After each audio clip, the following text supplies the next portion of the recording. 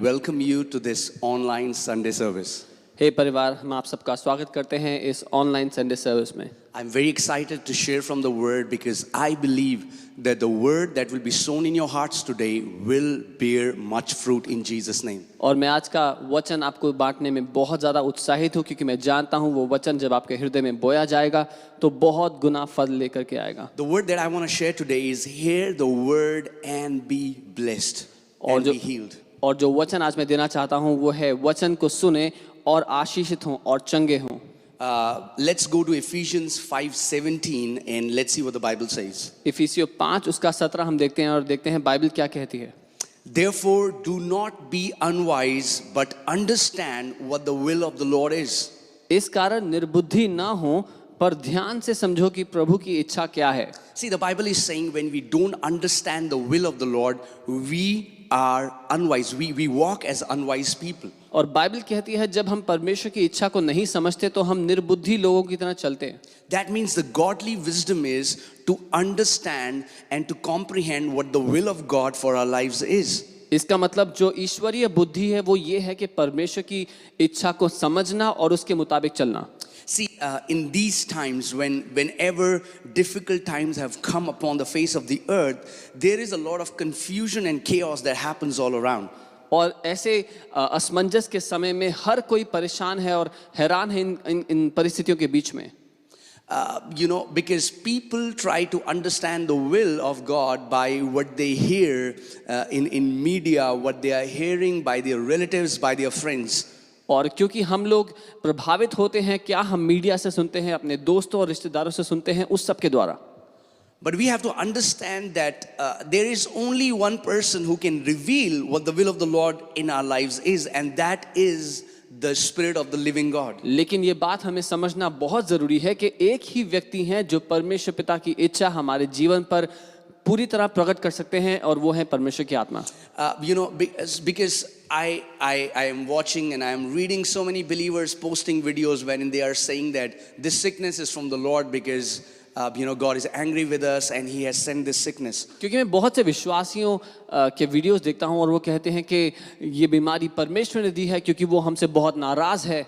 See, it clearly tells us that we do not have the revelation of the Word of God. और ये बात साफ स्पष्ट करती है कि हमें परमेश्वर के वचन का प्रकाशन नहीं है। So what happens is when Satan does something on the earth, we credit it to God that God is doing it.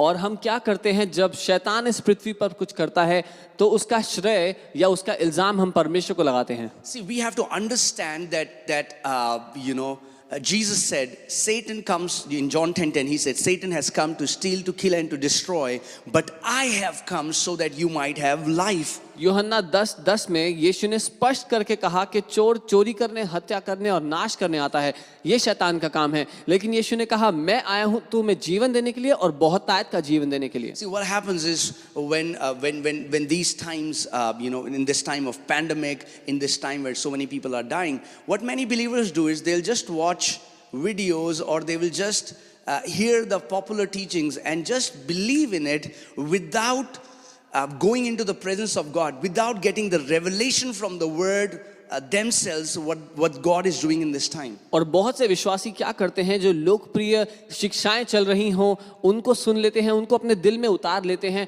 वचन का प्रकाशन ना पाते हुए, परमेश्वर की उपस्थिति में ना जाकर के उसके वचन से ना सीखते हुए। See, many people think that sickness, God gives us sickness to teach us a lesson. कई लोग तो ये मानते हैं कि परमेश्वर हमें बीमारी देता है क्योंकि वो कुछ सिखाना चाहता है।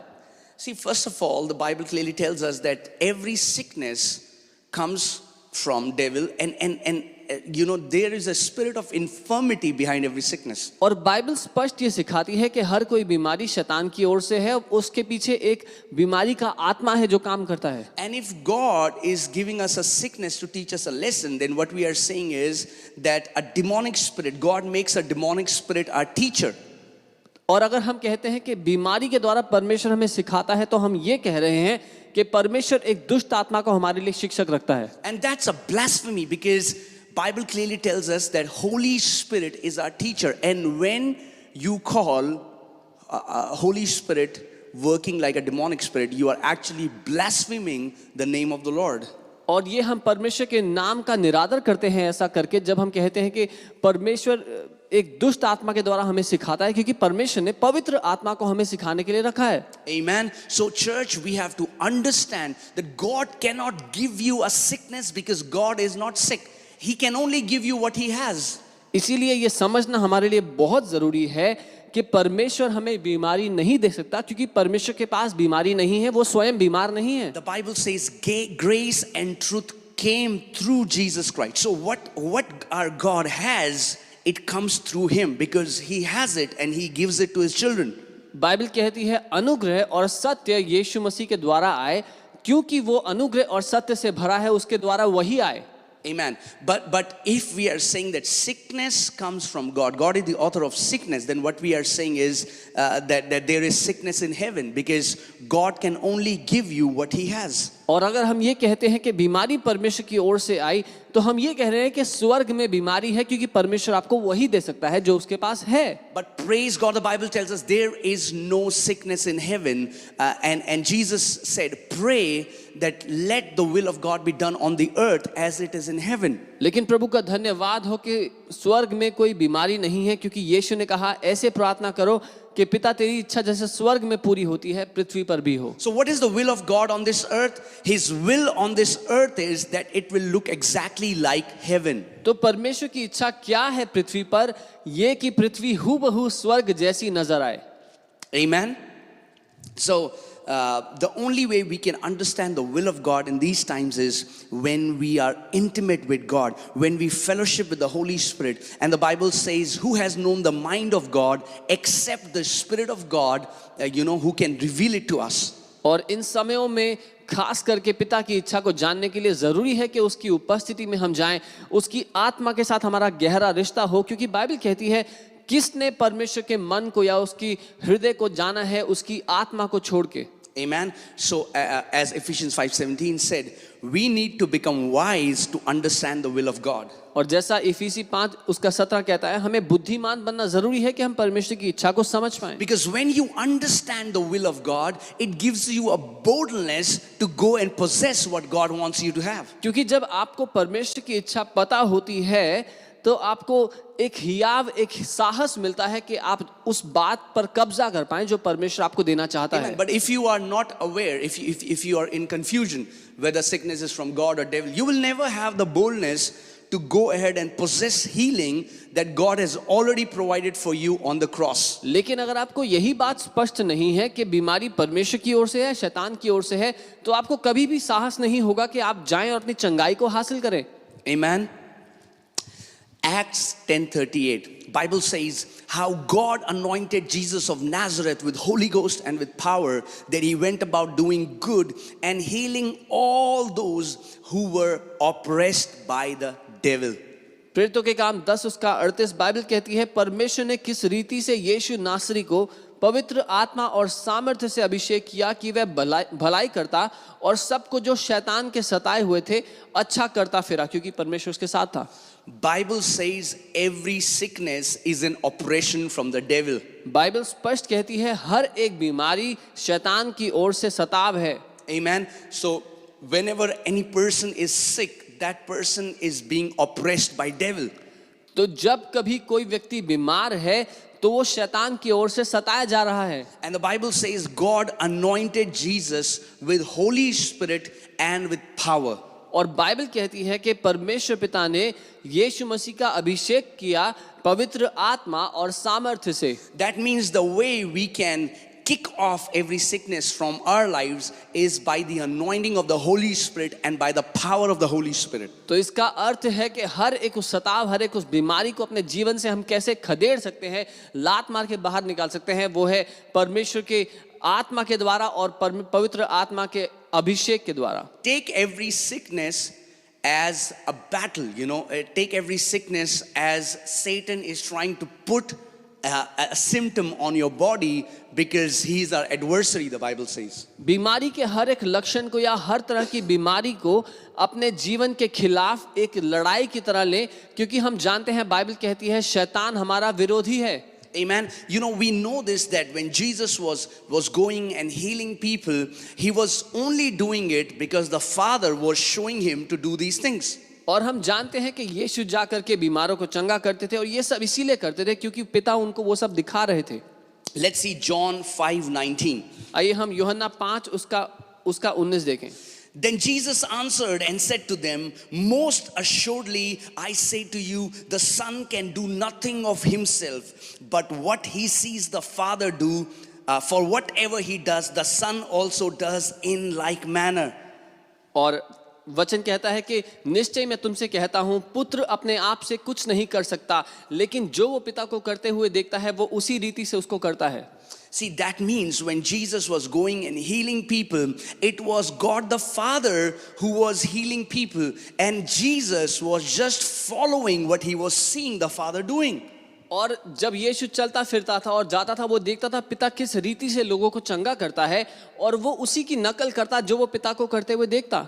Amen. So that means it's Father's desire to see his children walk in health and be healed. इसका अर्थ स्पष्ट है, ये पिता की चाहत है कि वो अपने बच्चों को चंगा, चलते फिरते अच्छे स्वस्थ हाल में देखे.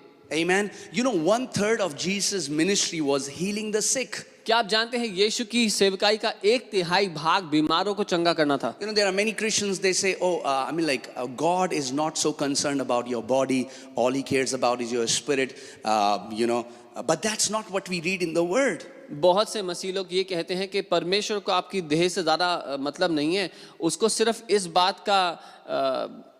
बात से मतलब है कि आपकी आत्मा का क्या होता है.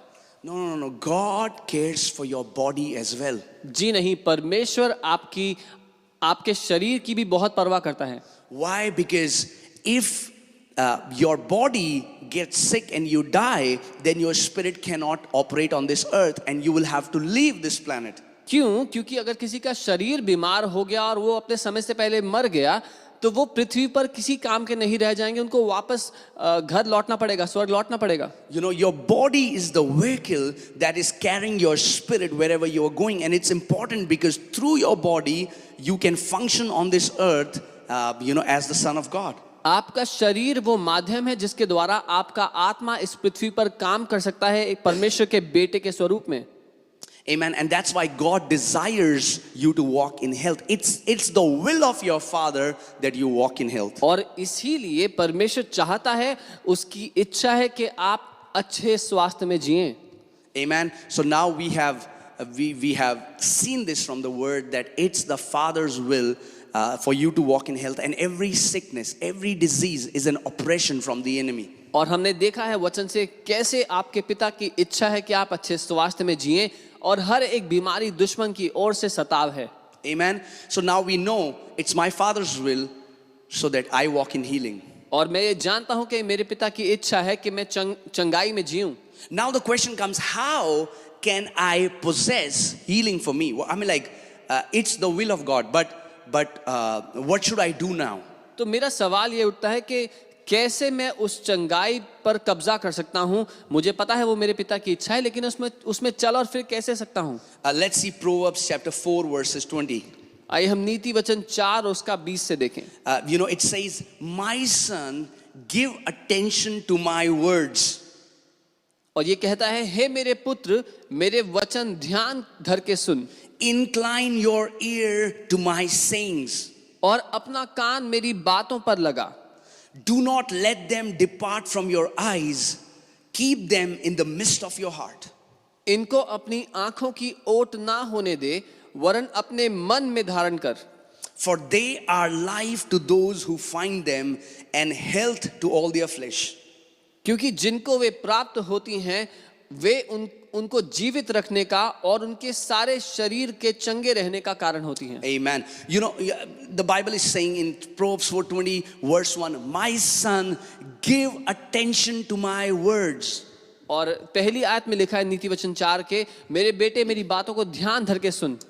Whenever you have to attend to something, that means you also have to say no to so many other things. इसका ये अर्थ है, जब आपको एक बात पर ध्यान लगाना होता है तो बहुत सी बातों से ध्यान हटाना जरूरी है, उनको ना कहना जरूरी है। And you know, we are living in this time when we are bombarded with information. We are living in this time where we are bombarded with the media, with the messages, with the news, what is happening all around us. और हम एक ऐसे समय में जी रहे हैं जहां पर चारों दिशाओं से हम पर जानकारी उंडेली जा रही है। निरंतर मीडिया से, न्यूज़ से, सोशल मीडिया से, हर जगह से हम पर जानकारी उंडेली जा रही है। There is so much of distraction that is all around us. इतना कुछ हमें हमारा ध्यान भटकाने के लिए हमारे चारों ओर है। In fact, I was reading about it, and you know, you will be shocked that a human being's attention span is now less than the attention span of a goldfish. और आप हैरान हो जाएंगे कि अब एक मनुष्य की जो ध्यान लगाने की क्षमता है वो एक गोल्ड फिश से भी कम मानी जाती है। Think about this. Our attention span is now less than a fish. खुद सोचे इसके बारे में कि हमारी ध्यान देने की जो क्षमता है वो एक मछली से भी कम है। You know, the attention span of an average human in this time is 8 seconds. इस समय में जो एक सामान्य मनुष्य का जो ध्यान देने का स्तर है वो 8 सेकंड तक है। That means a human being can just pay attention for 8 seconds and instantly after that their mind will wander. You know, they will be distracted. इसका मतलब एक मनुष्य 8 सेकंड तक किसी बात पर ध्यान लगाएगा, उसके बाद उनका दिमाग यहाँ वहाँ भागने लग जाता है।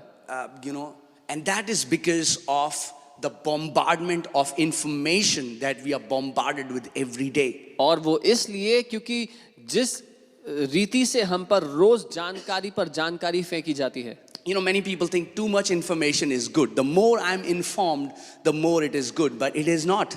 कुछ लोग ऐसा सोचते हैं कि ज़्यादा जानकारी अच्छा है, जितना ज़्यादा मुझे जानकारी होगी उतना मेरे लिए अच्छा होगा, लेकिन ये हकीकत नहीं है। You know, we don't need information, we need the revelation of the word. क्योंकि हमें जानकारी की बहुतायत नहीं, हमें वचन का प्रकाशन चाहिए। You know, because there is so much of wrong information that masquerades as right information. क्योंकि बहुत सारी गलत जानकारी है जो सही जानकारी का ढोंग करती घूम रही है। And because of people's ignorance, you know, they just receive every information they receive from WhatsApp messages. Whatever they'll read, they'll believe. Whatever they'll hear, they'll believe. And they will not go to God. They will not go to the truth of the Word of God, but they will just believe every information that they see and read on Google or on WhatsApp. और अनजान होने के कारण लोग जो कुछ जानकारी देखते हैं किसी भी माध्यम से उनको वो मिले, चाहे गूगल से हो, व्हाट्सएप से हो, कहीं से भी आए, वो उसको पूरे मन से विश्वास करके धारण कर लेते हैं अंदर। You can be informed and still walk as a defeated person in the kingdom. और राज्य में कोई जानकारी की बहुतायत पाने के बावजूद एक हार का जीवन जिए, ये संभव है। But it can never happen that you are a man who walks in the revelation and you walk in defeat. लेकिन ये कभी नहीं होगा कि आप प्रकाशन में जीने वाले व्यक्ति हैं और हार में जिए। So don't yearn, don't labor for information, labor for revelation of God's word. इसीलिए जो आप मेहनत करते हैं वो जानकारी बटोरने के लिए नहीं, लेकिन परमेश्वर के वचन का प्रकाशन बटोरने के लिए करें। Amen. And the revelation from word comes when you spend time with God. The revelation from word comes when you meditate on the word. The revelation of the word comes when you are intimate with your God. और उस वचन का प्रकाशन तब आता है जब आप अपने पिता के साथ, अपने परमेश्वर के साथ समय बिताते हैं, जब उसके वचन में आप समय देते हैं और जब आप उसके उपस्थिति में उसके साथ एक गहरे रिश्ते में जीते हैं। You know, and in this scripture is the secret to walk in divine health. और इस वचन में रहस्य है अलौकिक स्वास्थ्य में जीने का। You know, so God is saying, my son, attend to my words, give attention, make it the priority. Let hearing my word, let receiving from my word be the highest priority in your life. और वचन कहता है, हे मेरे पुत्र, मेरे वचन को ध्यान धर के सुन, मेरे वचन को प्राथमिकता दे और मेरे वचन को सुनकर उस पर ध्यान रखने को अपने जीवन में पहली बात बना ले। Amen. That means to read the word every day, you will have to say no to many things. To receive from God's word, you will have to say no to many things. But you have to make it a priority that I will never let a day pass by without me fellowshipping with the word of God. इसका मतलब वचन को रोज पढ़ने के लिए, वचन में रोज समय बिताने के लिए आपको बहुत सारी चीजों को ना करना पड़ेगा, बहुत सारी चीजों को प्राथमिकता से हटाना पड़ेगा और अपने जीवन में उसको पहला स्थान देना पड़ेगा। And then God says, incline your ear to my saying. और वचन कहता है कि अपने कान को मेरी बातों की ओर लगा। Why do you think that we have to incline our ear? क्या आवश्यकता है कि हम अपने कानों को उसकी बातों पे लगाएं? Because God does not shout. क्योंकि परमेश्वर चिल्लाकर बात नहीं You करता। know, we have information, we have social media, we have all these things that are shouting at us from all direction, but God speaks in a still small voice. क्योंकि हमारे पास जानकारी है, सोशल मीडिया है जो चिल्ला चिल्ला कर हमें जानकारी देता है, चारों ओर से हमारे पास वो आती है, लेकिन परमेश्वर कभी चिल्लाकर बात नहीं करता, वो एक धीमी अंदरूनी आवाज से बात करता You है। know, think about this. If somebody is shouting, I mean, like if there is a man speaking in loudspeaker very loudly, you don't need to incline your ear to hear what he's saying. और खुद सोच के देखिए, अगर कोई व्यक्ति बहुत बड़ा स्पीकर लगा करके बहुत जोर से चिल्लाए तो आपको ध्यान से सुनने की आवश्यकता नहीं है वो क्या कह रहे हैं। Because wherever you are sitting, you know, you'll hear easily what that person is saying. आप जहां कहीं भी बैठे हो आराम से आपको उनके चिल्लाने की आवाज आएगी। But think about a time when you are in a party or you are in a restaurant and there is loud noise around you, people are talking, there is music, and somebody is saying something important and you want to hear what they are saying. You incline yourself to what they are saying because you don't want to miss what they have to say. लेकिन उस समय के बारे में सोचे जब आप किसी पार्टी में हैं और बहुत तेज म्यूजिक चल रहा है, आसपास सब लोग बातें कर रहे हैं जोर से और आपके बगल में कोई व्यक्ति बैठकर आपसे बात कर रहे हैं और आप चूकना नहीं चाहते वो क्या कह रहे हैं, इसीलिए आप अपना कान झुकाते हैं उनकी ओर ध्यान से सुनने के लिए। You incline your ear because there is so much of noise around you and you don't want to miss what that person is saying. और आप अपना कान इसीलिए झुका रहे हैं क्योंकि आसपास इतना शोर है और आप ध्यान से सुनना चाहते हैं वो जो कहना चाहते हैं।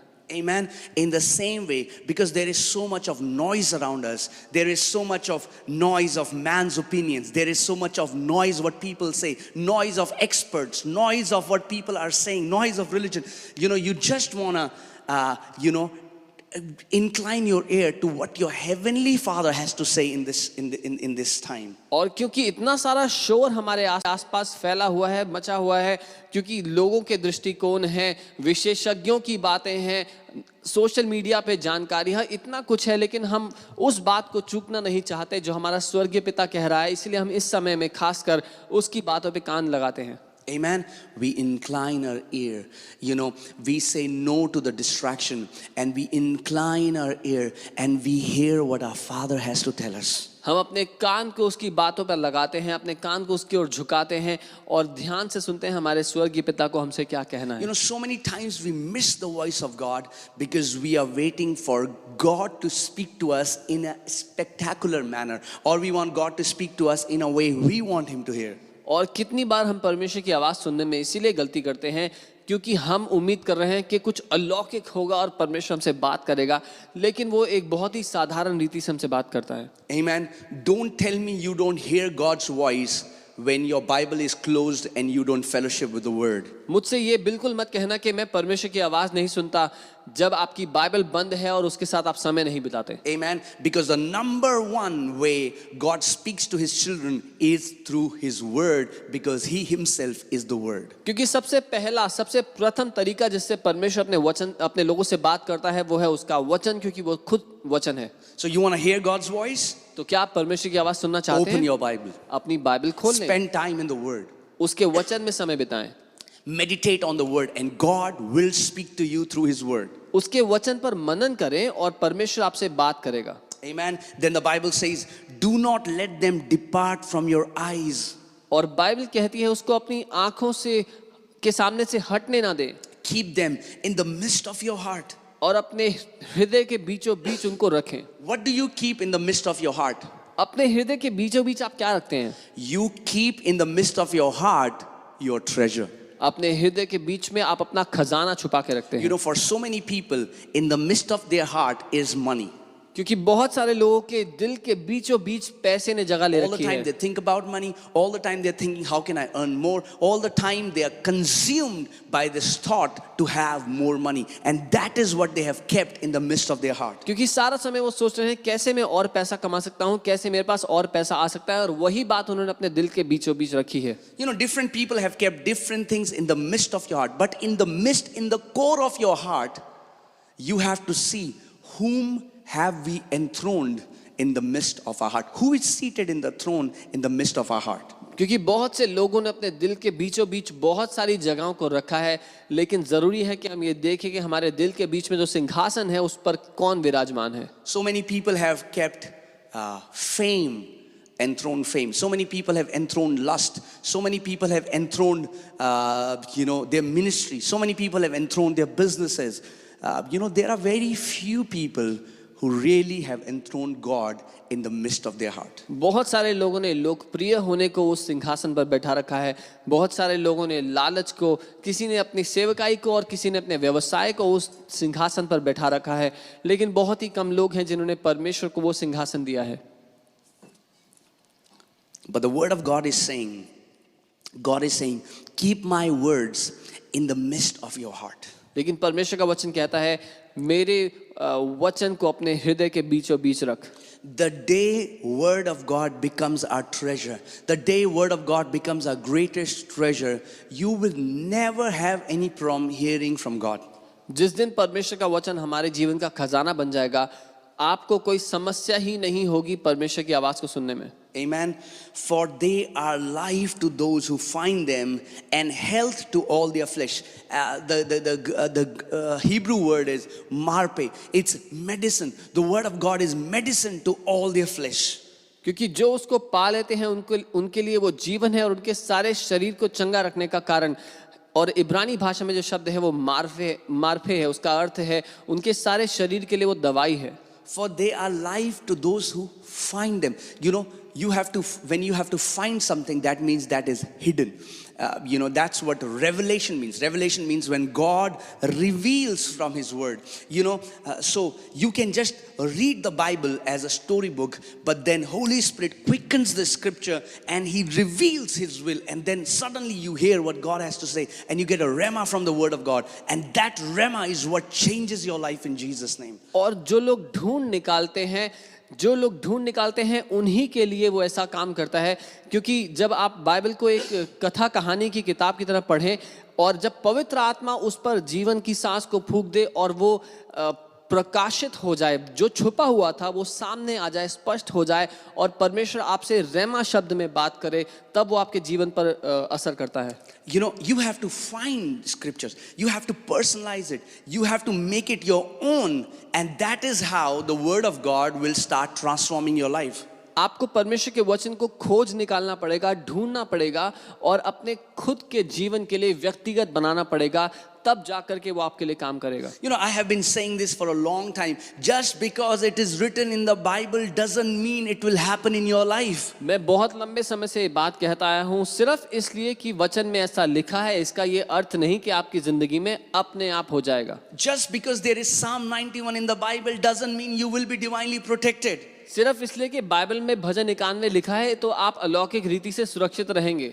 Yes, God has written it, but you have to mix faith and make it your own. Psalm 91 should become your personal psalm. It should be you have to personalize it. You have to own it. You have to possess it by faith. हाँ, परमेश्वर ने अपने वचन को हमारे लिए दे दिया, लेकिन उस वचन में हमें अपने विश्वास को मिलाना पड़ेगा और अपने जीवन के लिए उसको अपना खुद का बनाना पड़ेगा, तब वो काम करेगा. When you take the word, when you meditate on it day and night, when you say, Lord, this word is for me, and you mix faith in it, that is when that word will be activated and it will become, yours.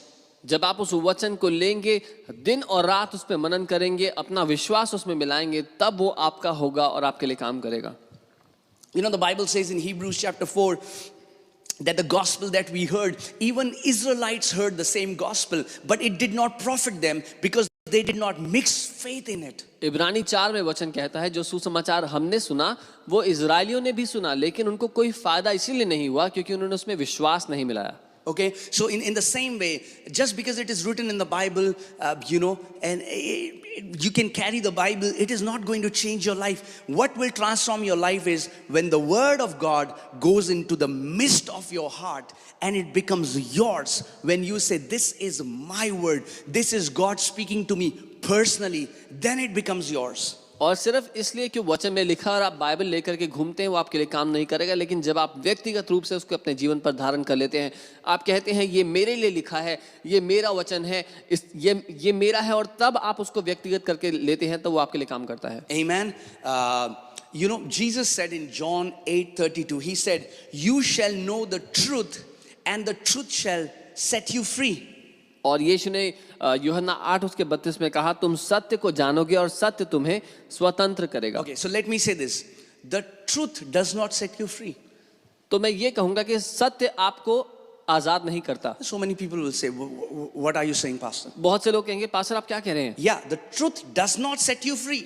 हाँ, सत्य आपको आजाद नहीं करता. The truth that you know, that truth sets you free. जो सत्य आप जान लेते हैं वो आपको स्वतंत्र करता Jesus है. said, you shall know the truth and then that truth will set you free. यीशु ने कहा, जब तुम सत्य को जान लोगे तो वो तुम्हें स्वतंत्र करेगा. And that word know comes from the Greek word, it's an experiential knowing. It's not a head knowledge, but it's encountering the truth. When you encounter that truth experientially, that truth is going to set you free. और जब सत्य को जानोगे, जो जानोगे शब्द प्रयोग हुआ है यूनानी भाषा में, वो बात करता है जब आप अनुभव से उस सत्य को जानेंगे, सिर्फ दिमाग से या जानकारी के रूप में नहीं, लेकिन जब वो सत्य आपके जीवन का अनुभव होगा तो वो आपको आजाद करेगा. So keep your finger on this. Note this, John 8:32. Jesus said, "You shall know the truth. The truth will set you free." Underline that part. The truth. You shall know the truth, and the truth will set you free.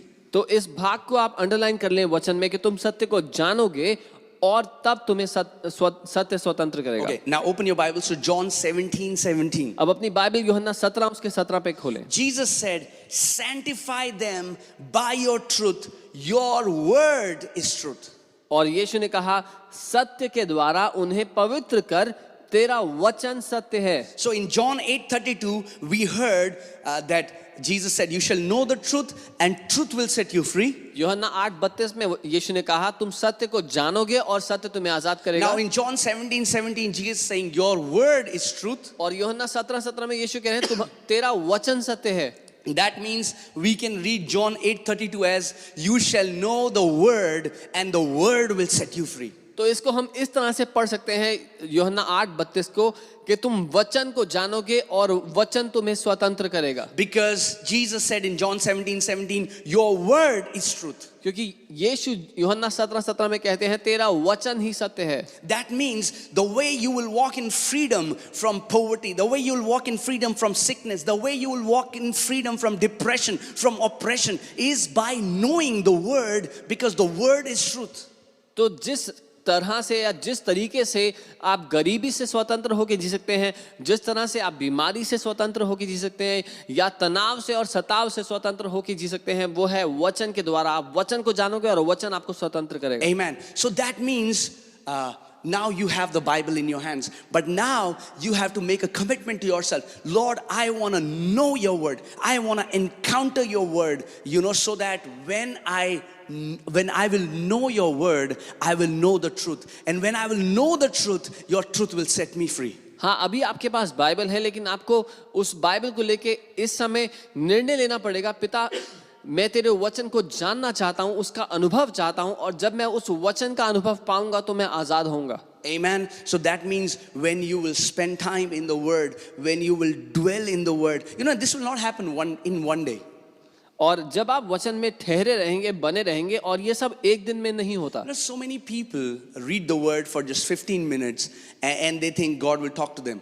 और कुछ लोग 15 minute वचन पढ़ेंगे और उनको लगता है कि परमेश्वर उनसे बात करेगा. No, you have. So the question comes, how long should I read the word? So मेरा सवाल है, मैं कितनी देर वचन पढूं?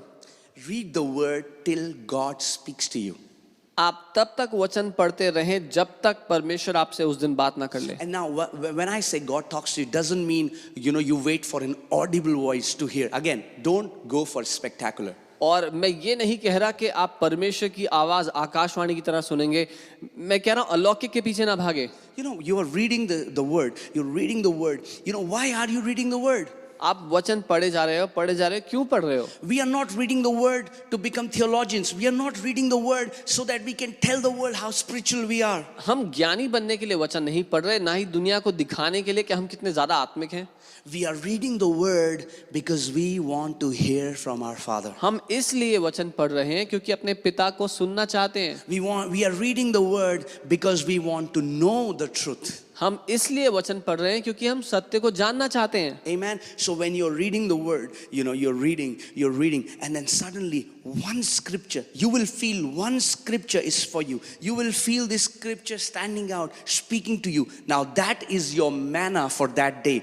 That is what you have to eat all day. Maybe for one day, maybe for 2 days. You keep meditating on it, till you take out all the juice from it, if you understand what I mean. और आप वचन पढ़ रहे हैं और परमेश्वर पिता आपसे बात करते हैं। आपके लिए वही मन्ना है जो परमेश्वर पिता ने दिया है। उस दिन या 1-2 दिन के लिए उस पर मनन करते रहें, उसको अपने अंदर चलाते रहें जब तक उसमें से पूरा रस आपको प्राप्त ना हो जाए। Amen. When I used to read the Bible, I used to just pray, Lord, speak to me through your word. I want to know you. I want to know you more. और जब मैं वचन पढ़ता था तो मैं ऐसे प्रार्थना करता, पिता आप मुझसे बात करें क्योंकि मैं आपको और जानना चाहता हूँ। See, we have to understand, you are not going to the Bible as a religious book. You're not doing it as a duty, as a devotion. No. You are reading the word because you want to know your Father. ये बात जाने, आप Bible इसलिए नहीं पढ़ते क्योंकि एक धार्मिक किताब है, आप कोई धार्मिक रीति रिवाज पूरा कर रहे हैं। जी नहीं, आप बाइबल इसलिए पढ़ रहे हैं क्योंकि अपने पिता को आप जानना चाहते हैं। Amen. So when you're reading, believe that Holy Spirit will highlight the verses that God knows that you need. तो जब आप वचन पढ़ रहे हैं तो ये मान लें, ये जान लें कि परमेश्वर पिता उन सारी आयतों को आपके सामने प्रकट करेगा जो आपको जरूरी है उस समय के लिए, जो आपकी आवश्यकता है। So when you are reading, even when you are reading, be conscious of the presence of the Holy Spirit. Keep praying, Holy Spirit, breathe into your word. Holy Spirit, reveal the Rhema word of God to me. तो जब आप वचन पढ़ रहे हैं, परमेश्वर पवित्र आत्मा की उपस्थिति के लिए संवेदनशील रहें, पवित्र आत्मा से बात करते रहें, पवित्र आत्मा मुझ पर अपने वचन को प्रकट करें, अपना रेमा शब्द मुझे दें। And then when you are reading and then Holy Spirit highlights one scripture, you take that scripture, you memorize that scripture, you keep that scripture in the midst of your heart, you keep thinking about it, you keep dwelling on that scripture, and then after a while you will possess that scripture. That will become your scripture. और जब आप वचन पढ़ रहे हैं, पवित्र आत्मा एक वचन को आपके सामने उजागर करेंगे जैसे अलग है वो सारे से, और उस वचन को ले, उस पर मनन करें, उस पर ठहरे रहें, उस पर बने रहें, उसको अपना बना लें, और तब जाकर आपको उसका प्रकाशन होगा। Amen. And that is your daily manna. That is your heavenly food. That is the bread. That is your spiritual bread that will strengthen your spirit. और वो आपके लिए स्वर्ग से उतरा हुआ मन्ना ठहरेगा, वो स्वर्गीय रोटी आपके लिए ठहरेगी जो आपको जो संभाले रखेगी। Amen. So now the first we saw discerning the will of God. Then we saw how healing is the will of God for us. Then we saw how we can hear the word and receive revelation and get healed. और पहले हमने देखा परमेश्वर की इच्छा को जानना, और फिर हमने देखा कि चंगाई परमेश्वर की इच्छा है, और फिर हमने देखा कि प्रकाशन के द्वारा हम उसको जान सकते हैं।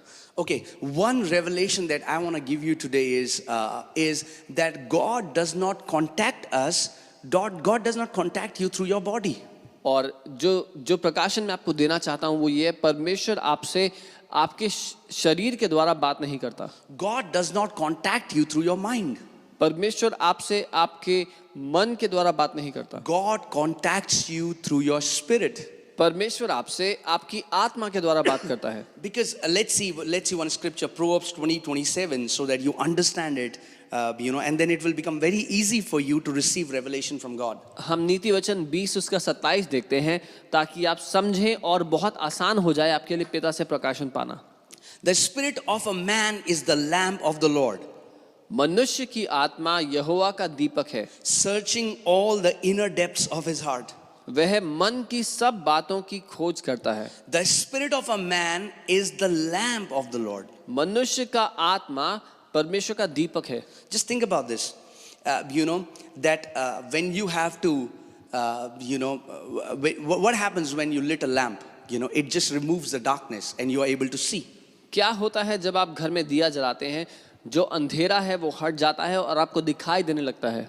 And then the Bible is saying the spirit of a man is the lamp of the Lord. और बाइबल कहती है मनुष्य का जो आत्मा है वो यहोवा के लिए दीपक है.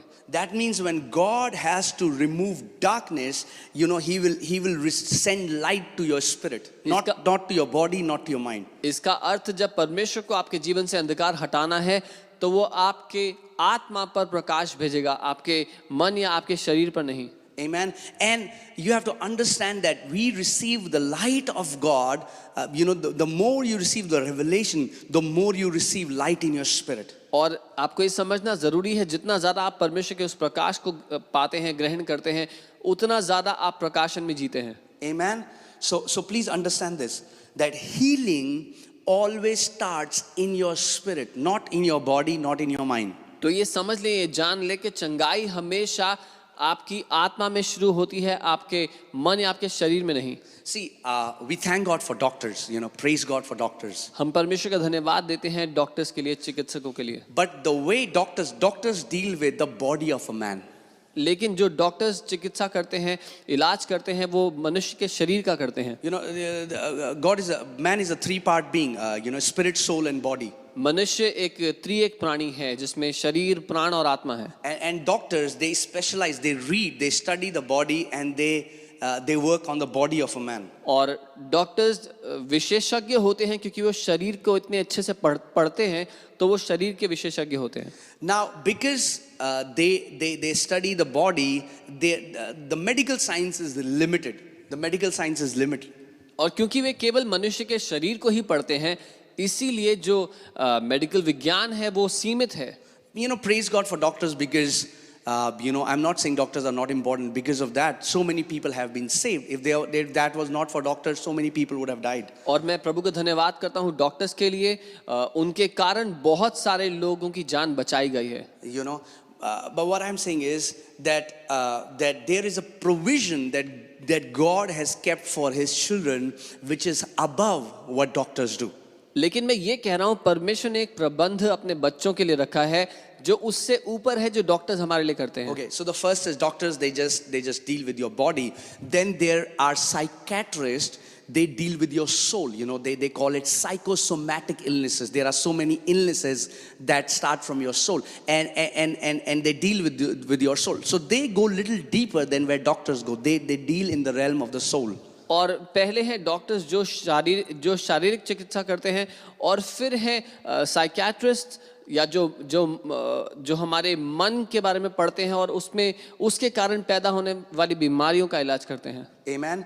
And they are able to heal people whom many times doctors are not able to heal. और कई बार वो उन मरीजों का इलाज कर पाते हैं जो सामान्य डॉक्टर्स नहीं कर सकते. But I am not talking about that healing. I am talking about divine healing that starts from your spirit. लेकिन मैं उस चंगाई की बात नहीं कर रहा, मैं अलौकिक चंगाई की बात कर रहा हूँ जिसकी शुरुआत आपकी आत्मा से होती है. I'm talking about that healing,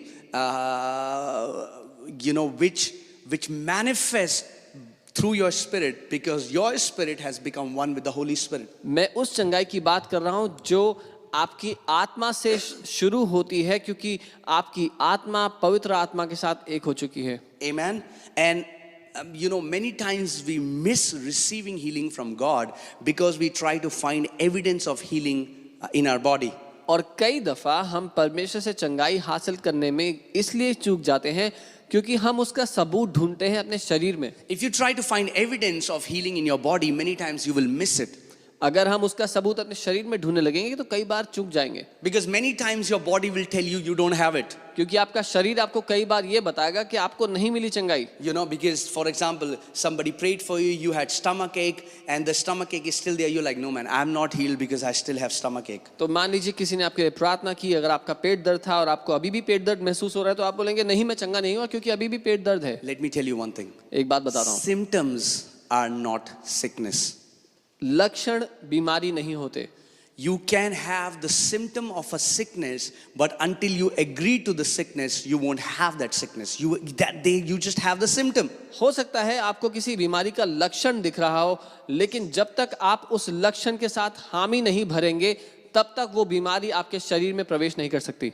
Amen. So you have to understand that the evidence of your healing doesn't come in your body, but the evidence of your healing will come as a revelation in your spirit. इसलिए जान लें कि आपकी चंगाई का प्रमाण आपके शरीर में नहीं आता, लेकिन आपकी चंगाई का प्रमाण आपके आत्मा में एक प्रकाशन के रूप में आता है. The Bible says in the book of Romans, the Holy Spirit bears witness with our spirit. The Holy Spirit doesn't bear witness with our mind. The Holy Spirit doesn't bear witness with our body. But the Bible says Holy Spirit bears witness with our spirit. और Romeo की किताब कहती है कि पवित्र आत्मा हमारी आत्मा के साथ मिलकर गवाही देता है. पवित्र आत्मा हमारे मन या हमारे शरीर के साथ गवाही नहीं देता. So many times, if you are dwelling on the word and the Holy Spirit will bear witness with your spirit, you are healed of the Lord. और कई बार आप वचन पे मनन कर रहे हैं और पवित्र आत्मा आपको गवाही देगा कि आप चंगे हैं, परमेश्वर ने आपको चंगा कर दिया है. And then suddenly you look at your body and the symptoms are still there. और आप जब शरीर की ओर देखते हैं तो अभी भी वही लक्षण दिखते हैं. And then you feel, oh, maybe God hasn't healed me. और आप सोचते हैं शायद परमेश्वर ने मुझे ठीक नहीं किया. Think about this. Healing is very similar to salvation. और इसके बारे में सोचें, चंगाई बहुत ही उद्धार की तरह है. बिल्कुल मैं कहूँगा. How do you know you are saved? आपको कैसे पता आपको उद्धार मिल गया? Let me ask you a question. How do you know you are saved? मैं आपसे सवाल करता हूँ, आपको कैसे पता आपको उद्धार मिल गया? Do you have a certificate from heaven that says you are saved? स्वर्ग से कोई सर्टिफिकेट मिला है जिसमें लिखा है कि आपको उद्धार मिला है? Did Jesus come in your room and said, son, you are saved? क्या यीशु मसीह आपके कमरे में आए थे बताने के लिए कि बेटा तुम्हें उद्धार मिल गया है? Did an angel come in your room with the book of life and you saw your name in the book of life? क्या कोई स्वर्गदूत आया था आपके कमरे में जीवन की पुस्तक लेके आपका नाम दिखाया उसने आपको? No. नहीं. There is no physical manifestation that you are saved. शारीरिक रूप में कोई सबूत नहीं है कि आप उद्धार पाए हैं. Then my question to you is, how do you know you are saved? तो मेरा सवाल आपसे ये है, आपको कैसे पता कि आपको उद्धार मिल गया? You will say, I know that I know that I know I'm saved. आप कहेंगे मुझे पता है क्योंकि मुझे पता है क्योंकि मुझे पता है मुझे उद्धार मिला है. But I'll say, give me an evidence. लेकिन मैं कहूँगा सबूत दिखाओ. There is no evidence in the flesh. तो शरीर में कोई सबूत नहीं है. Bible says, believe in the Lord Jesus Christ and you will have salvation. और बाइबल कहती है यीशु मसीह पे भरोसा करो, विश्वास करो तो तुम्हें उद्धार मिलेगा. So when you believed in Jesus, तो जब आपने यीशु पे भरोसा किया, did you receive salvation? क्या आपको उद्धार मिल गया? Yes. बिल्कुल मिल गया. But was there any physical manifestation? लेकिन क्या कोई उसका शारीरिक सबूत था? No. जी नहीं. Your body still looked the same. आपका शरीर अभी भी वैसा दिखता है. If a person was in debts, he was still in debts. If a person had an issue with alcohol, he still had the issue of alcohol when he received the prayer. अगर उद्धार की प्रार्थना करने से पहले कोई व्यक्ति कर्जे में था, तो उद्धार की प्रार्थना करने के बाद भी वो कर्जे में है. अगर कोई पहले नशे की लत में था और उद्धार की प्रार्थना करता है, तो अभी भी उसको नशे की लत होगी.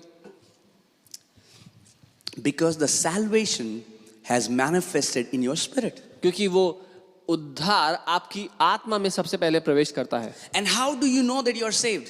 और आपको कैसे पता कि आप उद्धार पाए हैं? Because Holy Spirit bears witness with your spirit that you are a child of God now. क्योंकि पवित्र आत्मा आपकी आत्मा में गवाही देता है कि आप परमेश्वर की संतान हैं. Even if the whole world will tell you are not saved, you will still not believe it because you know that you know that you know that you are a child of God now. अगर पूरी दुनिया भी आकर के आपसे कहे कि आपको उद्धार नहीं मिला, तो भी आप उनके साथ राजी नहीं होंगे, क्योंकि आपको निश्चय ये बात अपने पूरे हृदय से पता है कि आप उद्धार पा चुके हैं, परमेश्वर की संतान बन चुके हैं. Amen.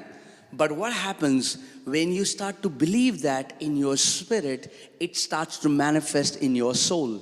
लेकिन क्या होता है जब अपनी आत्मा में आप उसको मानने लग जाते हैं तो आपके प्राण में वो काम करने लगता है. The way you think starts to change. The way you speak starts to change. Your behavior starts to change. Now this salvation that was in your spirit is now manifesting in your soul. आप जैसा सोचते थे वो बदलने लगता है, आप जैसा बोलते थे वो भी बदलने लगता है, और आप जैसा जीवन जीते थे वो भी बदलने लगता है. वो उद्धार आपके आत्मा से आपके जीवन शैली में, आपके प्राण में प्रवेश कर रहा है. And then that salvation manifests in your body. और फिर वो उद्धार आपके शरीर में प्रकट होता है. You know, the way you used to dress starts to change. The way you used to, do things, you were in bad habits, you start to come out of those habits. Why? Because the salvation that first appeared in your spirit is now manifesting in your body. जिस तरह से आप कपड़े डाला करते थे वो भी बदल जाता है. जिन आदतों में आप जिया करते थे वो सारी आदतें बदलने लगती हैं, क्योंकि वो उद्धार आपके शरीर में प्रकट हो रहा है. In the same way, वैसे ही when God healed you, जब परमेश्वर ने आपको चंगा किया, that revelation first comes in your spirit man. वो प्रकाशन पहले आपके आत्मिक मनुष्य में आता है. And that time you will still have pain, you will still feel that I still have the symptom, but that revelation has come in your spirit man that you are healed. और उस समय भी कोई पीड़ा में होगा या दर्द में होगा, लेकिन वो प्रकाशन सबसे पहले आपको आपकी आत्मा में आता है कि आप चंगे हैं. When the doctors are saying you are sick, जब डॉक्टर्स ये कह रहे हैं कि आप बीमार हैं, when the medical report says you are sick, जब मेडिकल रिपोर्ट कहती है आप बीमार हैं, Holy Spirit says you are healed. परमेश्वर का आत्मा ये कहता है कि तुम चंगे हो चुके हो. Holy Spirit bears witness and tells you the truth. What you are seeing in a report is just a fact, but what Holy Spirit is bearing witness, that's the truth. और पवित्र आत्मा, परमेश्वर का वो आत्मा आपको गवाही देता है कि जो आप मेडिकल रिपोर्ट में देख रहे हैं वो एक तथ्य है, जो थोड़े समय का एक तथ्य है, लेकिन जो सत्य है वो ये है कि आप चंगे हो चुके हैं. Facts are bound to change. Facts will always keep changing. Truth is eternal. It will always be the same, unchanging. Truth is unchanging. तथ्यों का समय समय पर बदलते रहना सुनिश्चित है. तथ्य बदलते रहते हैं, लेकिन सत्य जो पहले था वो आज भी और हमेशा रहेगा. Let me tell you a secret. मैं आपको एक रहस्य बताता हूँ. It's not easy, but if you understand it and if you can implement in your life, you will have your healing. ये आसान नहीं है, लेकिन अगर आप समझ गए, अपनी जिंदगी पे लागू कर लिया, अपनी चंगाई में जिएंगे आप. Say after me, consider not. मेरे साथ कहें उसका वजूद ना माने. Let's go to Romans chapter 4 verses 19. रोमी 4 उसका 19 देखते हैं. It talks about Abraham. ये बात करता है अब्राहम की. Romans 4:19. And the Bible says, not being weak in faith, he did not consider his own body. और यहाँ वचन कहता है, वह जो 100 वर्ष का था, अपने मरे हुए शरीर के और सारा की गर्भ की मरी हुई सी दशा जानकर भी विश्वास में निर्बल ना हुआ. Abraham did not consider his own body. उसने अपनी शारीरिक दशा को नजरअंदाज किया, उसको ध्यान नहीं दिया उसकी ओर. That is the secret. और यही रहस्य है. I'll say it again. मैं दोबारा Do not consider your body. अपनी शारीरिक दशा को प्रथम ना माने, उसकी ओर ध्यान न दें. Because if you see from God's side, God said, I have made you a father of many nations. क्योंकि अगर आप देखें परमेश्वर की ओर से, परमेश्वर ने अब्राहम से कहा था कि मैंने तुझे देशों का पिता ठहराया है. And Bible says God is not a man that he should lie. और बाइबल कहती है परमेश्वर कोई झूठा नहीं कि वो झूठ बोले. So from God's side, तो परमेश्वर की ओर से God had made Abraham the father of many nations. परमेश्वर ने अब्राहम को देशों का पिता बना दिया था. But it had not yet manifested physically. लेकिन शारीरिक रूप से अभी वो प्रकट नहीं हुआ था. But from God's side, लेकिन परमेश्वर की ओर से that was declared. वो सुनिश्चित था. But if you see at Abraham's condition, लेकिन अगर आप अब्राहम की हालत देखते हैं, God is saying that I have made you a father of many तो nations. परमेश्वर कह रहा है मैंने तुझे देशों का पिता बना दिया है. Now Abraham, और अब्राहम 100 years old. 100 वर्ष का. His body, Bible says, when Abraham received the word from God, जब अब्राहम ने परमेश्वर से वचन को धारण किया था, he did not consider his body, तो उसने अपनी शारीरिक दशा की ओर नहीं देखा, but he believed in the word. लेकिन उसने उस वचन को विश्वास The किया। Bible says his body was already dead. Bible कहती है उसका शरीर पहले से ही मरी हुई हालत में था। Naturally, he could have never become a father. स्वाभाविक रूप से वो पिता बनने के योग्य नहीं था, But the Bible says he did not consider his body. लेकिन बाइबल ये कहती है कि उसने अपने शरीर की ओर विचार नहीं किया। Let's take an example. Now in the same way God told Abraham, I have made you. Bible says, by his stripes you are healed. और अब वैसे ही उदाहरण देखते हैं, जैसे परमेश्वर ने अब्राहम से कहा कि मैंने तुझे देशों का पिता बना दिया है, वैसे ही परमेश्वर ने आपसे कहा है कि यीशु के कोड़े खाने से आप चंगे हो चुके हैं। Now let's take an example of a man whose kidneys are not working. His kidneys are not functioning. हम एक ऐसे व्यक्ति का उदाहरण लेते हैं जिसकी किडनीज काम नहीं कर रही। Okay, now God has said that you are healed by the stripes of Jesus. और परमेश्वर ने ये कहा है कि तुम यीशु के कोड़े खाने से चंगे हो चुके हो। Now if we take the example of Abraham, this man doesn't have to consider his body. और अगर हम अब्राहम का उदाहरण लें तो इस व्यक्ति को अपने शरीर की दशा पर ध्यान देने की आवश्यकता Because the नहीं। Bible says Abraham body already dead. So his this man's kidneys are dead, but he will not consider the deadness of his kidneys, but he will consider what the word of God is saying. और Abraham का जो शरीर पहले से ही मरी हुई सी दशा में था, वैसे ही इस व्यक्ति की किडनीज जो है वो मरी हुई सी दशा में है। लेकिन जैसे अब्राहम ने अपने शरीर की उस मरी हुई सी दशा पर विचार नहीं किया, ये व्यक्ति भी अपने शरीर की, अपनी किडनीज की मरी हुई सी दशा पर विचार ना करे। Now why did I say that this is not easy? मैंने ये क्यों कहा कि ये आसान नहीं है? Because we are very body conscious. क्योंकि हम लोग बहुत ज्यादा संवेदन है अपने शरीर के लिए। Because we believe what our body tells us. क्योंकि हम वो सब मानते हैं जो हमारा शरीर हमें But we बताता है। have to come to a place where the word of God is more real than what our body tells us. लेकिन हमें उस जगह पर पहुंचना जरूरी है जहां पर परमेश्वर का वचन हमारा शरीर जो हमसे कहता है उससे ज्यादा वास्तविक वो है जो परमेश्वर का वचन हमसे Your कहता body can tell you are sick. है। आपका शरीर आपसे कह रहा हो सकता है कि आप बीमार हैं, But word of God is saying that you are healed. लेकिन परमेश्वर का वचन ये कह रहा है कि आप चंगे हैं। And you have to come to a place where you believe in the word and not consider your own body. और आपको उस जगह पर आना आवश्यक है जहां पर आप परमेश्वर के वचन को मानेंगे और आपका शरीर जो आपसे कह रहा है उसको नहीं। So I'll say it again. Do not consider your body like Abraham did. तो मैं आपसे वही कहूंगा, अब्राहम ही की तरह आप भी अपने शरीर की दशा को ना माने। Your body might be showing you symptoms of a sickness. हो सकता है आपका शरीर आपको किसी बीमारी के लक्षण दिखा रहा But हो, if you consider your body, then you are not you will become weak in your faith. You will doubt to receive what God is trying to tell you. लेकिन अगर आप अपने शरीर की दशा की ओर ध्यान लगाएंगे और अगर उस पर विचार रखेंगे अपना, तो जो परमेश्वर आपसे कह रहा है उस पर आप विश्वास नहीं कर पाएंगे। Amen. Abraham's name was Abraham and then God changed it to Abraham. That meant the father of many nations. और अब्राहम का नाम पहले अब्राम था और परमेश्वर ने उसको अब्राहम कर दिया, जिसका अर्थ है देशों का पिता। So when God was calling him father of many nations, naturally they were still barren. They still didn't had any children. और जब परमेश्वर उसको देशों का पिता कह रहा था, स्वाभाविक रूप से उसकी कोई औलाद नहीं थी। That's how we partner with God. और ऐसे ही हम परमेश्वर के साथ मिलकर काम Many करते हैं। times we miss healing because we try to find the evidence in our body. कई बार हम चंगाई को इसलिए चूक जाते हैं क्योंकि अपने शरीर में उसका सबूत ढूंढ रहे होते हैं। Amen. But we have to believe, what the Spirit of God is witnessing in our spirit. And the Spirit is saying, you are healed. लेकिन हमें वो मानना आवश्यक है जो परमेश्वर का आत्मा हमारी आत्मा से कह रहा है, और परमेश्वर का आत्मा कहता है कि आप चंगे हो चुके हो।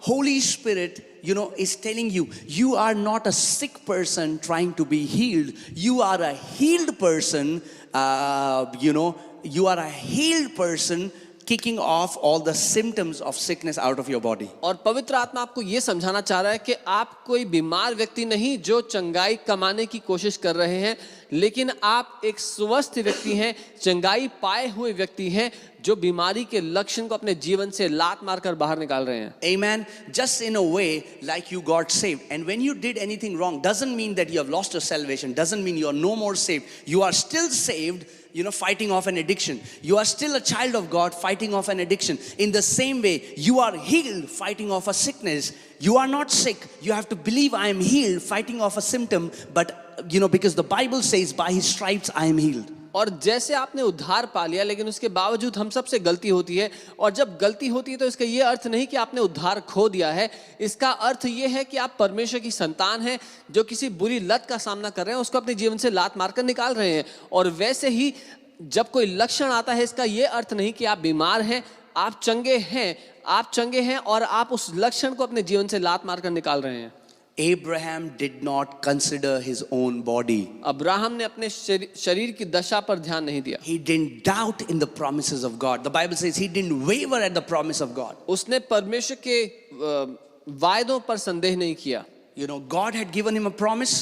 परमेश्वर ने उसको जो वायदा दिया, He knew that God will fulfill it. वो ये जानता था कि परमेश्वर निश्चय ही उसको पूरा He करेगा। did not consider the deadness of his body.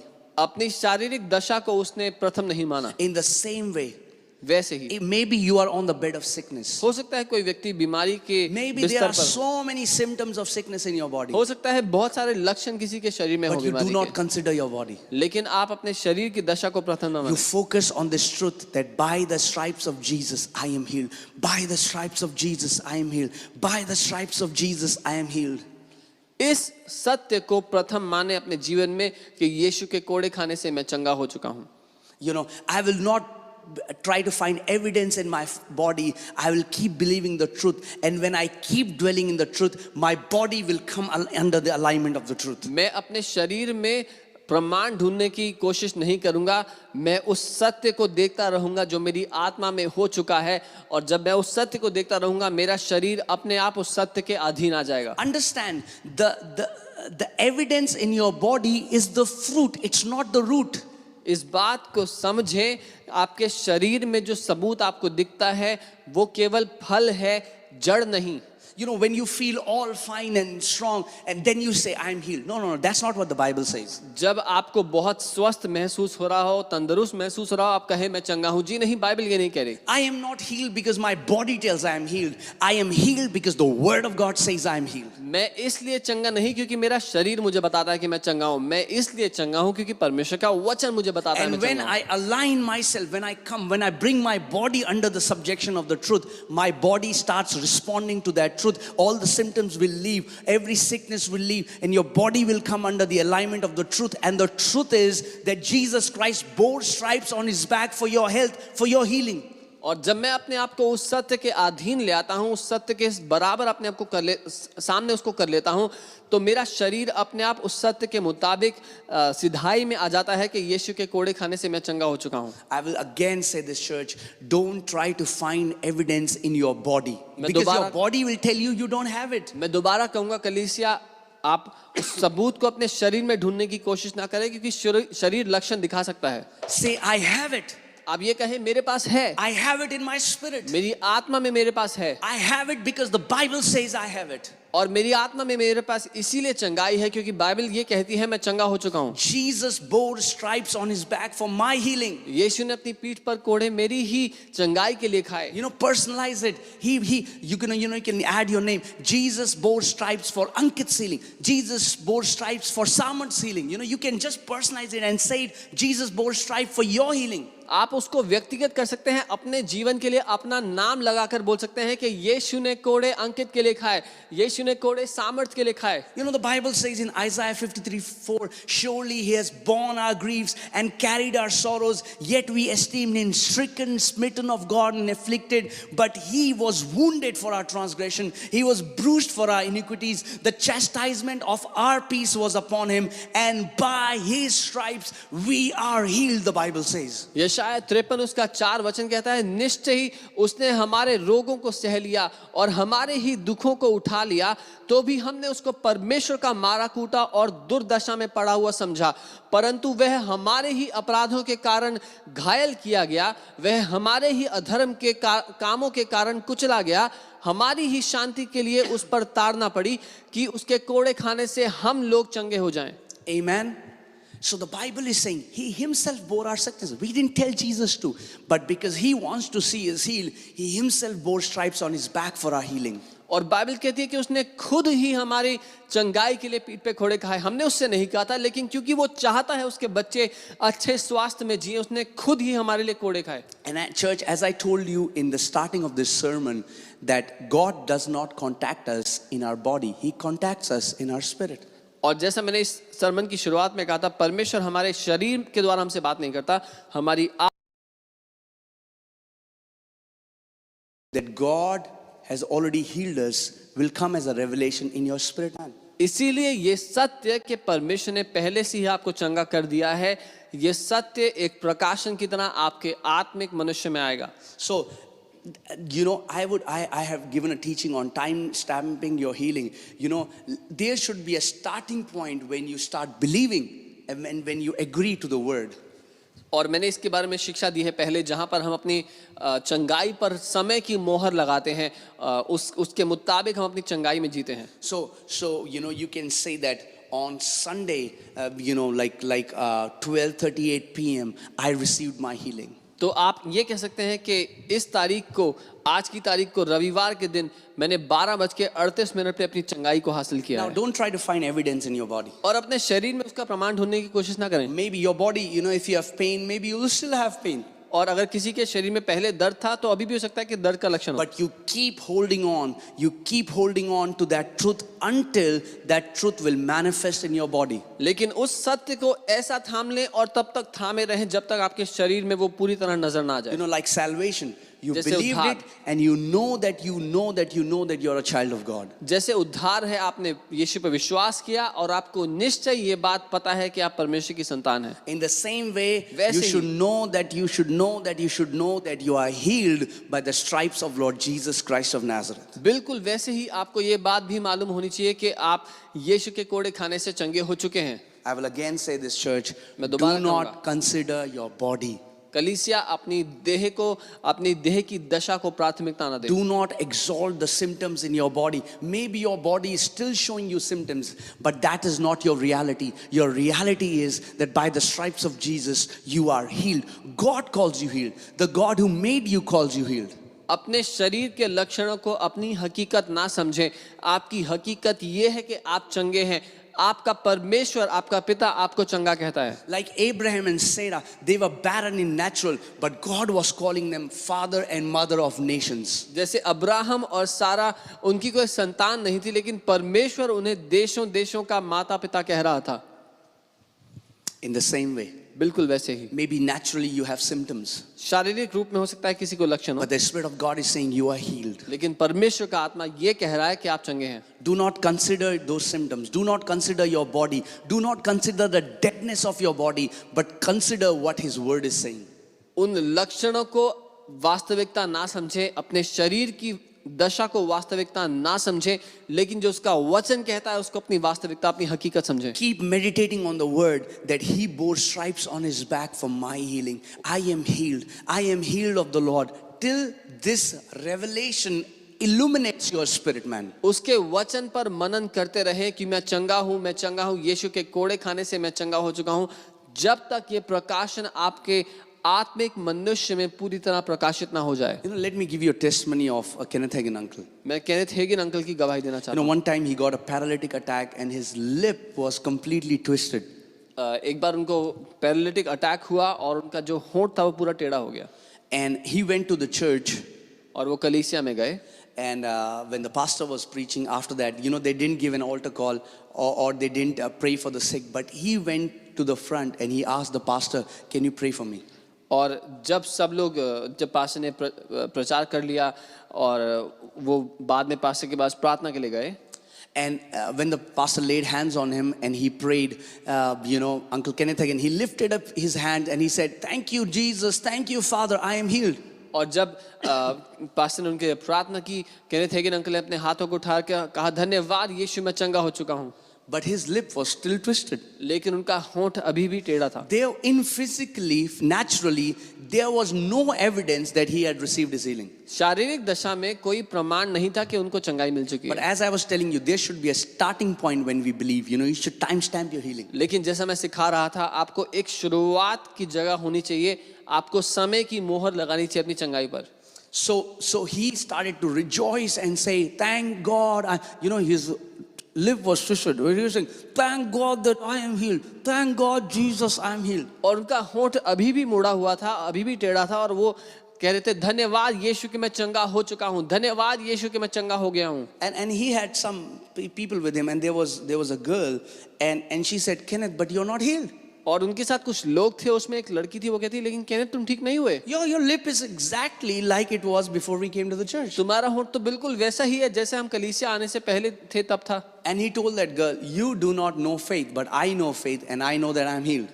और उन्होंने जवाब दिया कि तुम विश्वास को नहीं जानती, मैं विश्वास को जानता हूँ और मैं चंगा हो गया हूँ। And then he went to that girl's house. They went to that girl's house, and she told her mom, and she said, "Mom, can you see Kenneth's face, and can you find any difference in his face?" और जब वो लोग घर गए तो वो उस लड़की के घर गए, और उस लड़की ने अपनी माँ से कहा, माँ आपको कोई फर्क दिख रहा है केनेथ के चेहरे पर? And his lip was still like this. और उनका होंठ अभी भी टेढ़ा ही था। The girl's mom said, "No, he's still the same."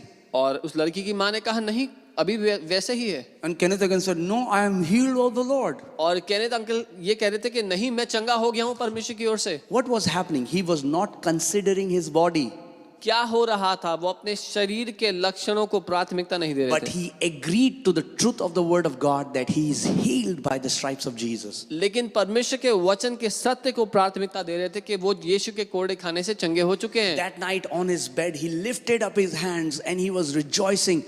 His lip was still like this, and he said, "Thank you, God, that I am healed by the stripes of Jesus." और उस रात को वो सोने से पहले परमेश्वर पिता को धन्यवाद दे रहे थे, आनंदित होकर पिता को धन्यवाद कह रहे थे कि मैं चंगा हो चुका हूँ, धन्यवाद। और उनका होंठ उस समय भी टेढ़ा था। Think about this. There was not even 1% of evidence in his flesh that he has been healed. और सोच के देखें तो उनके शरीर में 1% भी प्रमाण नहीं था कि वो चंगे हुए हैं। And in the night, he lifted up his hand, he prayed like this, and he slept. और रात को उन्होंने अपने हाथों को उठाया, आनंदित होकर धन्यवाद दिया, और उस टेढ़े होंठ के साथ वो सो गए। In the morning when he got up, his lip was perfectly aligned. The truth that he had believed in his spirit has manifested in his body. और जब अगली सुबह वो उठे तो उनका होंठ बिल्कुल सही रीति से आ चुका था। जिस सत्य को उन्होंने अपनी आत्मा में ग्रहण किया, उनके शरीर में पूरी तरह वो प्रकट हो चुका था। Many times we miss healing because we try to find the evidence of healing in our body. और कई बार हम चंगाई पाने में चूक जाते हैं क्योंकि हम उसका प्रमाण खोजते हैं अपने शरीर में। Because we think, it will directly manifest in our body. No, but it starts in our spirit, and then it manifests in our body. क्योंकि हमें लगता है कि हमारे शरीर में सीधा वो नजर आएगा, लेकिन उसकी शुरुआत हमारी आत्मा में होती है और तब हमारे शरीर में प्रकट होती है। Amen. So Amen. let us become like Abraham. आइए हम अब्राहम की तरह हो जाएं। Let us become more spirit conscious than we are body conscious. हम आत्मा को प्राथमिकता दें, आत्मा की ओर नजर रखें, शरीर की ओर नहीं। Because if you today, if your body tells you, your body will tell you you're not saved. क्योंकि अगर आप अपने शरीर की हालत देखेंगे तो आपका शरीर कहेगा आपको उद्धार नहीं मिला है। Many times you feel unsaved. कई बार हमें ऐसा महसूस होता है कि हमें उद्धार नहीं But मिला। it doesn't matter what you feel like, because what matters is what the word of God says. And the Spirit of God bears witness with your spirit that you are a child of God. लेकिन इस बात से कोई फर्क नहीं पड़ता हम क्या महसूस करते हैं, क्योंकि परमेश्वर का आत्मा हमारी आत्मा में गवाही देता है कि आप परमेश्वर की संतान हैं। Where is the evidence that you are a child of God? Is it in your body or is it in your spirit? इसका प्रमाण कहाँ है आपके पास कि आप परमेश्वर की संतान हैं? आपके शरीर में या आपकी आत्मा में? No, you know you are a son of God, and that evidence is very strong in your spirit. नहीं, आप जानते हैं कि आप परमेश्वर की संतान हैं, उसका सबूत आपकी आत्मा में बहुत ठोस, बहुत मजबूत है। You know that you have found everlasting life in Christ Jesus. That evidence is in your spirit. आप जानते हैं कि अनंत का जीवन आपकी आत्मा में आपको मिल चुका है। Maybe you go to your college, maybe you're working, and your colleagues, your friends will tell you, "Hey, you are believing nonsense. There is no life after death. God doesn't exist." But it doesn't matter what they say, because that evidence is in your spirit that you are a child of God. और हो सकता है आप दफ्तर जाएं या college जाएं, आपके साथ के जो लोग काम करते हैं, आपके साथ जो पढ़ते हैं, वो लोग कहें, अरे तुम क्या बात मानते हो? परमेश्वर कोई चीज नहीं होती, अनंत जीवन कोई चीज नहीं होती, मौत के बाद कुछ नहीं होता, लेकिन आप अपनी आत्मा में पूरी तरह सुनिश्चित हैं उस हकीकत के लिए कि आपको अनंत जीवन मिल चुका है। In the same way, those colleagues are trying to speak a lie. In the same way, your body tries to speak a lie to you. और जैसे आपके आसपास के वो लोग आपसे झूठ बोलने की कोशिश कर रहे हैं, वैसे ही आपका शरीर भी आपसे कुछ झूठ बोलने की कोशिश करता And है। as you don't believe what they say, in the same manner, don't believe what your body tells you. Because what your body tells you is a fact, but what the Word of God says is the truth. क्योंकि जैसे जैसे आपका शरीर आपसे झूठ बोल रहा है वो एक तथ्य है, जैसे वो लोग आपसे झूठ बोल रहे हैं वो एक तथ्य है, वैसे जो आपका शरीर आपसे बोलता है वो भी एक तथ्य है। Amen, church.